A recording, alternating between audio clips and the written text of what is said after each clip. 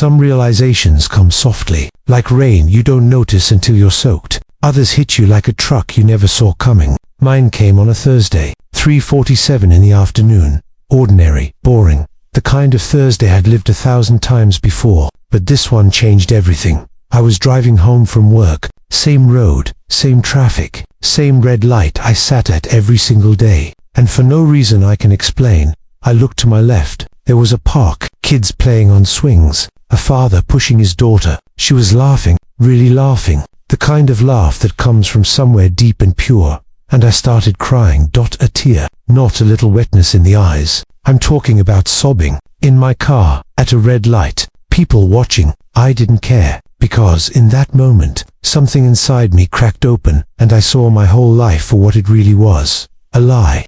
I'd been telling myself for 30 years. I wasn't living my life. I was living the life everyone expected me to live. My father wanted me to be an engineer, so I became an engineer. My mother wanted me to marry a nice girl from a good family, so I did. My boss wanted me to climb the corporate ladder, so I climbed. My wife wanted the big house in the nice neighborhood, so I bought it. My children wanted a good school and a safe street to ride bikes, so I gave it to them. Everyone got what they wanted. Everyone except me. The light turned green. Cars behind me honked. I drove home, walked through the door, kissed my wife on the cheek, asked the kids about homework, sat down for dinner, smiled, nodded, did all the things I always did. But something was different. It was different. That night I couldn't sleep. I lay in bed staring at the ceiling while my wife breathed softly beside me, and I asked myself a question I'd been avoiding for decades. If I could go back to being 18 years old, knowing everything I know now, would I choose this same life again? The answer came fast. Too fast. Without hesitation. No. Just no. Hell no. I wouldn't become an engineer. I wouldn't marry her. I wouldn't buy this house. I wouldn't climb this ladder. I wouldn't spend 30 years chasing things I never wanted in the first place. I sat up in bed, hands shaking, heart pounding. Who was I? If I stripped away the job, the marriage, the house, the expectations, the approvals, the performances, who was actually left? I didn't know, and that terrified me more than anything. The next morning I looked at myself in the bathroom mirror. Really looked, not the quick glance while brushing teeth. The long stare, the one that sees past the surface, and I didn't recognize the man looking back at me. His eyes were dead. His smile was practiced. His whole face was a mask I'd been wearing so long it had become my skin.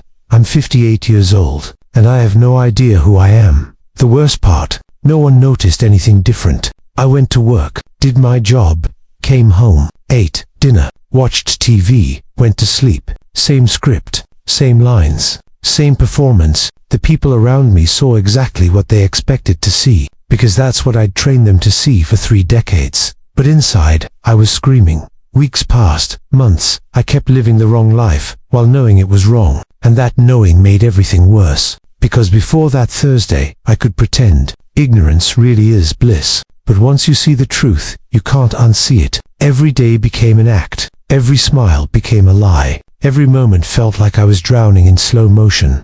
Then one Sunday afternoon, my daughter came to visit. She's 28 now, married, living her own life. We sat on the back porch drinking coffee, and she said something that cut straight through me. Dad, she said, you seem sad lately. Not regular sad, different sad, like you're mourning something. I wanted to tell her the truth. I wanted to say, I'm mourning myself. The me I never got to be, the dreams I buried, the life I didn't choose. I wanted to tell her that I love her mother, but I'm not in love with her, haven't been for 25 years. I wanted to tell her that I became an engineer because my father said so, and I've hated every single day of it since year 2. But I didn't. I smiled my practiced smile and said, I'm fine, sweetheart, just tired. She looked at me, really looked, the way only a daughter can, and she said, Dad, I hope one day you let yourself be happy, really happy, not the kind you pretend, the real kind. She kissed my cheek and left, and I sat on that porch until dark, crying silently, because my 28-year-old daughter saw me more clearly than I'd ever seen myself. That night, I made a decision, not a big one, not dramatic, just a small promise to myself. I would find out who I really am, before I die, before it's too late, before the mask becomes permanent. I started small, woke up early and wrote in a journal. What did I actually enjoy? Not what was expected. What made my heart beat faster? I remembered painting as a teenager. Before my father said artists starve, I bought cheap paints and hid them in the garage. Painted after everyone went to sleep. Terrible paintings. But mine. I started therapy. First time in my life. Sat in a stranger's office and said words I'd never said aloud. I don't love my wife. I never wanted this job. I don't know who I am. Saying them made them real. Made me real. I told my wife the truth 6 months later. Not all of it. Not the leaving part. Just the truth that I was lost and needed to find myself. She cried, got angry, blamed herself, blamed me. All the things I expected. But underneath all of it, I think she knew. I think she'd always known. You can't live with someone for 35 years and not feel them drifting. We're still together. For now, I don't know what comes next. Maybe we'll find each other again. Maybe we'll let each other go. Maybe this late in life, change looks different than it does when you're young. But here's what I know now. Living the wrong life is worse than living alone. Worse than being broke. Worse than failing. Because when you live the wrong life, you die a little every day. And by the time you reach 58, there's almost nothing left. If you're young and reading this,